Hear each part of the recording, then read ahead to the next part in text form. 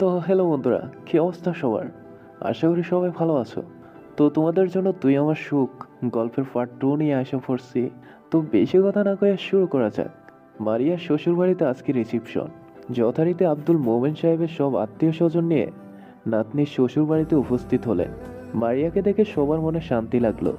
স্টেজে রানীর সাজে বসে আছে। সে তার পরিবারের সবাইকে দেখে খুব খুশি।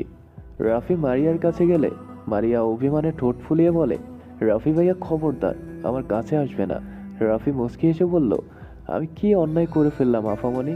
মারিয়া বলল, আমার বিদায় বেলা তুমি আমার কাছে আসোনি। রাফি বলল, ওরে বাবা, তাই রাগ করছিস? আচ্ছা সরি। মারিয়া বলল, ঠিক আছে, এবারের মতো মাফ করলাম। আচ্ছা তোমরা সবাই এলে, নোহা কোথায়? ওকে কোথাও দেখছি না কেন? নোহার কথা শুনে রাফির হাসিমাখা মুখখানি নিমিষে অন্ধকার হয়ে যায়। চাপা নিঃশ্বাস ফেলে বৃদ্ধাঙ্গুলি দিয়ে একটা ব্রো চুলকে নেয়। মারিয়া আবার বলে, ভাইয়া নোহা কি আসেনি? রাফি কিছু একটা ভেবে বলল, এসেছে তো। মারিয়া বলল, তাহলে কোথায়? রাফি বলল, আছে হয়তো বা কোথাও। রাফি আরো কিছুক্ষণ কথা বলে স্টেজ থেকে নেমে আসে। এর মাঝে আবার নোহার মা রুবি হন্তদন্ত হয়ে আসে। রাফিকে সামনে পেয়ে বলে, এই রাফি, নোহাকে দেখছিস? বলতো এত বড় মেয়েকে নিয়ে কি করি? সকাল থেকে কিছুই খায়নি। বোনের বাড়ির অনুষ্ঠান, কই আগে আগে থাকবে তা না, মেম সাহেবকে খোঁজার জন্য লোক লাগছে। অনেকক্ষণ হলো কোথাও দেখছি না, তুই কি দেখছিস? রাফি মাথা নেড়ে বলল, না ছোট মা, আমি নোহাকে দেখিনি। নোহার মা বলল, আচ্ছা পারলে একটু খুঁজে দে তো। আমাকে মারিয়ার শাশুড়ি ডাকছে, কোন আত্মীয়ের সাথে নাকি পরিচয় করাবে। রাফি বলল, ঠিক আছে। রাফি কি করবে কিছুই বুঝে উঠতে পারছে না। অনেক ভেবে চিন্তে নিশিকে দেখে ডেকে কাছে আনে, এই নিশি, নোহা কোথায়? নিশি বলল, ভাইয়া নোহা অনেকক্ষণ হলো ওই পিছনের কর্নারে ওয়াশরুমে গেছে, এখনো আসেনি। রাফি বলল, কতক্ষণ হলো গেছে? নিশি বলল, আসার পরেই। আসলে গাড়ি থেকে ওর চোখ দিয়ে পানি পড়ছিল, চোখ খুব লাল হয়েছিল। নোহা বলল, কাজল পড়তে গিয়ে নাকি লেগেছে, তাই ওয়াশরুমে পানি দিতে গিয়েছে। রাফি বলল, আচ্ছা আমি দেখছি। তারপর রাফি ওয়াশরুমের রাস্তায় হাঁটে। একটা ওয়াশরুম থেকে পানি পড়ার শব্দ হচ্ছে। রাফি ওয়াশরুমের কিছুটা দূরে দাঁড়িয়ে রইল চুপচাপ। মেয়েটা কাল রাতে আচানক জড়িয়ে ধরছিল, যেটা কিনা খুব বেশি ভাড়া বাড়ি। রাফি কড়া কথা শুনিয়েছে, যার ফলেই তিনি নাওয়া খাওয়া ছেড়ে দিয়েছে। রাফি গম্ভীর মুখ করে দাঁড়িয়ে থাকে। লোহার বুকে ফেমের অনল ধাউ ধাউ করে চলে। গলায় ফ্রেমের বিষাক্ত কাঁটা আটকে আছে, না পারছে গিলতে, না পারছে ফেলে দিতে। ফ্রেমে পড়লে যে যন্ত্রণা সহ্য করতে হয় এটা সবার জানা, কিন্তু একতরফা ফ্রেমের যে যন্ত্রণা সেটা হয়তো সবার জানা নেই। একতরফা প্রেমে প্রিয় মানুষটা কাছে থাকলেও কথা বলা বারণ, পাশে বসে হাত ধরা বারণ। মন খারাপ হলে জড়িয়ে ধরা মানে গুরুতর অপরাধ, যেটা কিনা কাল রাতে নোহা করে ফেলেছে। কাল রাতে আড্ডার পরে নোহা তার নিজের রুমে না গিয়ে মারিয়ার রুমে যায়। রুমটা খালি দেখে নোয়ার খারাপ লাগে। আফুর সাথে কত দুষ্টুমি, কত ঝগড়া, সব মান অভিমান শেষে মারিয়াই নোহাকে বুকে টেনে নিত।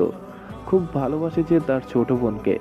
নোহার নিজেকে খুব একা লাগলো, কারো সঙ্গ প্রয়োজন। নোহা কোনো কিছু না ভেবে রাফির রুমে ঢুকে যায়।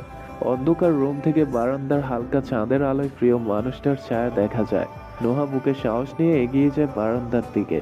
সিগারেটের গন্ধ চারিপাশে ভরে আছে। নোহা এর প্রথম সব লজ্জা বলে আলতো করে পেছন থেকে জড়িয়ে ধরে। রাফি কোনো প্রতিক্রিয়া করে না, চুপচাপ দাঁড়িয়ে থাকে, যেন সে নোহার এই নরম আলিঙ্গনের প্রতীক্ষায় দাঁড়িয়েছিল। নোহার হাতে রাফির বুকে টিপ টিপ শব্দ লাগছিল।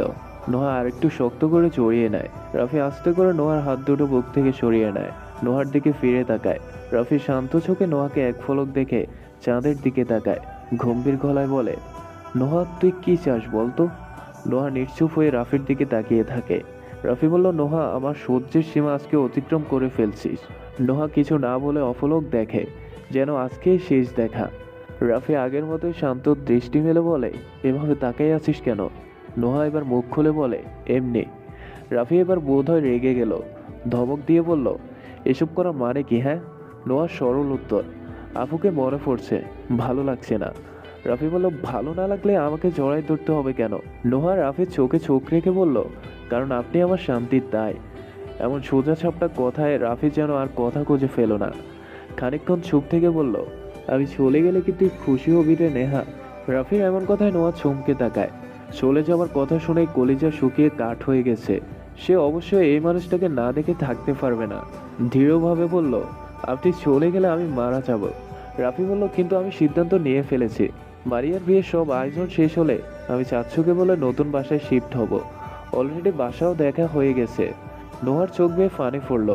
অফলক সামনে শ্যামবর্ণের লম্বা স্বাস্থ্যবান পুরুষটিকে দেখলো। নোহা কান্না আটকানোর জন্য দাঁত দিয়ে ঠোঁট কামড়ে ধরলো। তারপর কাঁপা কণ্ঠে বলল, আপনি আমার জন্য চলে যাচ্ছেন? রাফি মাথা নেড়ে বলল, হ্যাঁ। সুস্থ স্বাভাবিক মানুষ কখনো এমন জঘন্য আচরণ করতে পারে না, কিন্তু তুই প্রতিনিয়ত এমনটাই করছিস। প্রচন্ড বেহায়া হয়ে যাচ্ছিস আজকাল, সাথে অসভ্য। নোয়া চোখের পানি মুছে বলল, আমি জানি আমি খারাপ, তাই বলে চলে যেতে হবে?